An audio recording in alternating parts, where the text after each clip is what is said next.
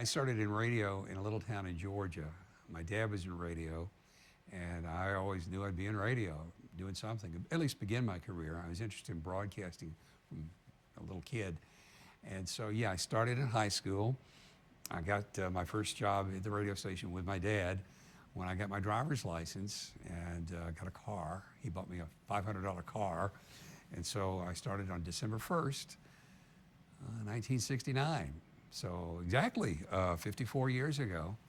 And I've been in broadcasting ever since. Now, I joke about that because, yeah, there have been a few times I've been between jobs for a few weeks. But so it wasn't, I didn't work every day, but started in radio in a little town. And worked my way up, and eventually within, I guess, I was in 69.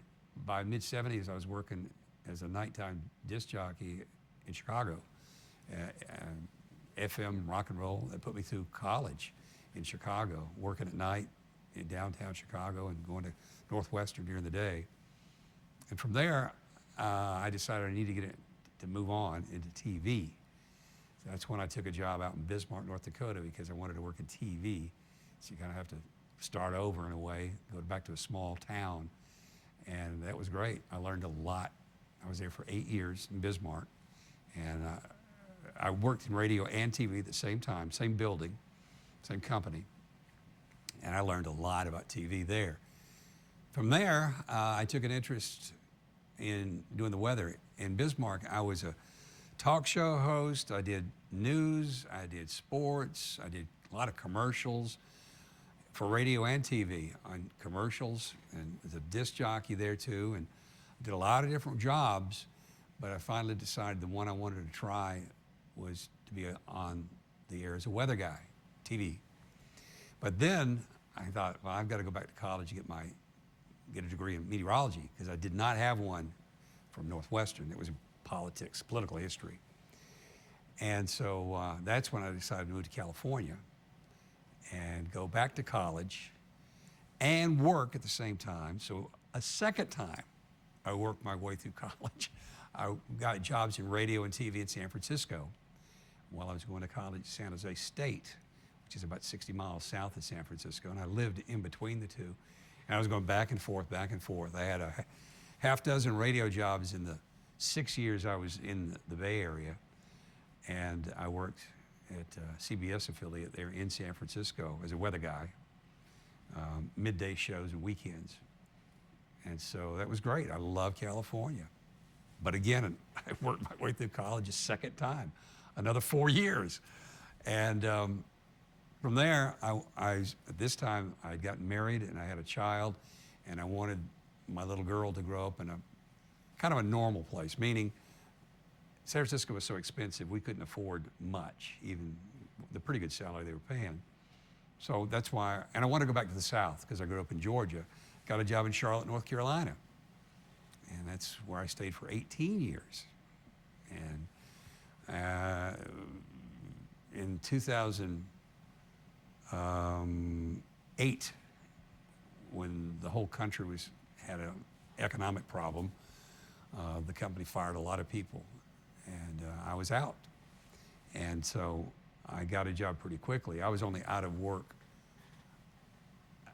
days because I got another job in Charlotte, but it wasn't paying as much as I had been used to, so that's why I came here. And so I came from Charlotte to here, and I've been here 13 and a half years. That's a long answer, is that okay? Okay, all right. I just got tired of some of the hassles with other jobs. I could see that advertising was not for me. I just didn't like advertising. And so doing commercials, at that point I'd been doing commercials for 12 years. And I was tired, I didn't want to do that. And the disc jockey jobs were going away. I worked at AM and FM, and there just weren't that many of them anymore. I enjoyed that, but there's not much to that. You sit and talk about music. I enjoyed it, but there's not much texture or challenge there. And I didn't want to be a news guy. I could see news as just a hassle. Sports I didn't want to do because I wanted that to be fun. I didn't want to do sports for a job. I didn't work for it. I enjoy going to sporting events, but I didn't want it to be my job when I went to an event. And the weather, and this is the selfish part, it kind of fit my needs. I wanted to be left alone. I'd tired of some of the hassles and some of the places where I'd been working from, administrative types. And so weather, like here, like everywhere, you're usually in your own room in a corner somewhere, left alone for much of the time, and that's what I wanted. Just let me do my job.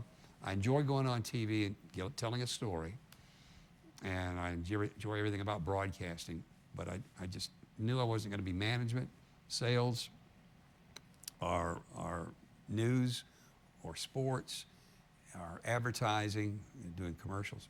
So it left the perfect thing for me. Leave me alone, let me do my job. I just stay quiet, keep my head down, and do the weather. That's why the weather appealed to me. It wasn't so much, I enjoy go outside and look at the sky. And I tell that joke, kind of a joke, I guess. So many weather people that are on TV now, if you ask them how they got started, they'll say, well, I always loved the weather. And then I got into broadcasting. With me, I was in broadcasting and then found a job in the business that kind of fit what I wanted. And it happened to be weather. So my first interest is broadcasting, then the weather. And I've often said for years in my career, I'm a broadcaster first, weather guy second. And if you told me in any one of my jobs, if you said, if I liked the place where I was, if you said, Mark, you can't be the weather guy anymore, you've got to do something else, I'd give it a try first before I'd go to another weather job, if you see what I'm saying. I don't have to be the weather guy. Matter of fact, here, for a year, in this building, they needed somebody to fill in as an anchor in the morning show. So I did the news anchoring for a year here. And I wasn't doing the weather for a year. It was okay, I'm glad to do it, but that's my point. When they said, we need you to move to the news thing, I didn't say, no, I'm not going to do it. I'm going to go take a weather job somewhere else. I didn't do it that way. I said, well, no, I want to stay here in this building, in this company, and I'll do it for you. Well, everything's going to change in America. You could see over 50 years, so much change in everything. But the answer to that goes back even more generations with me, because I want to talk just a moment about my dad and granddad. My granddad, my dad's dad, was born in the 1890s, and he grew up with what was at the time the sort of like the most well-known and popular way to communicate. He learned Morse code, and he tapped out Morse code for those little tip. He could do that very well. He was great at it, apparently. He did it with the railroad, and in World War I, he went to Europe in the Army. He didn't fire a gun, but he was a telegrapher, and he did that job. Now, in the early part of the 20th century, certainly when he got back from the war, telephone was taking off, radio was taking off, and he lost his ability to use that job. There weren't many jobs around. So he was a professional communicator, kind of like me in a way, but his job was fading away. My dad got into radio, and he started in AM, and you know what AM radio is like these days. There aren't many jobs left. Some stations had actually just turned it off and closed up. And so he kept that going, his career going in AM radio he worked for 50 years in his job, but there's no AM radio jobs left. And so his career, toward the end of his career, he was having a tough go because his area of expertise in communicating was fading.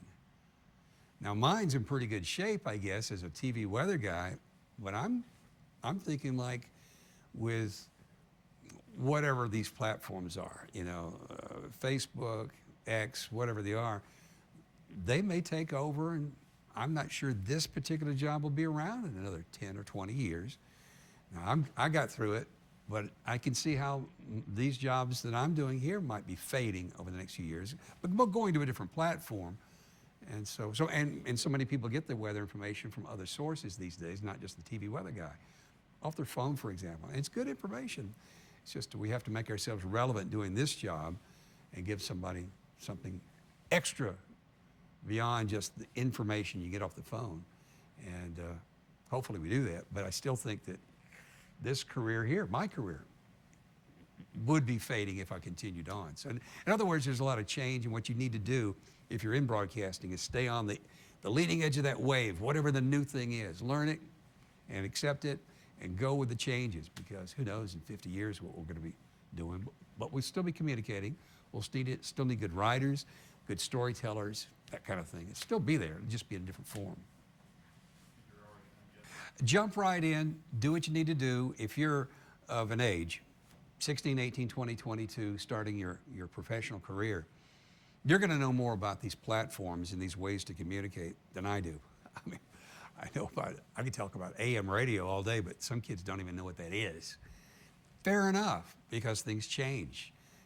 I don't even know anything about telegraphy, the Morse code thing. Things change. Just be ready to change, and that's it, because this business, broadcasting, changes so fast. You got to keep up with it, and so plenty of jobs, plenty of things to do, but just different jobs from what I saw when I was a kid. Probably good to look at. I just wanted to say how much I've enjoyed working here, and I still have a place here in northern Michigan, and I'm not sure what I'm going to do in my retirement years exactly. I've got some plans to visit relatives, bum off relatives, sleep on their couch or something, so I'll travel a little bit to see some of them. But I still have my place here, and I'm still going to be around, but I just won't be working anymore. It'll be kind of a hard thing for me initially to accept mentally, because I don't have a job. but I think my money's okay. I've got the right attitude. I've got places to go, things to do.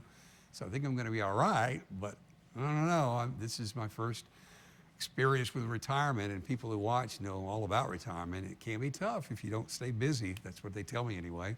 So I'm going to try to stay busy and do the things I enjoy, and that's about it. And so I thank you for watching. Thank you for participating with our weather watchers and our pictures that we use and all that. You've been very kind to me and good to me, and I appreciate it.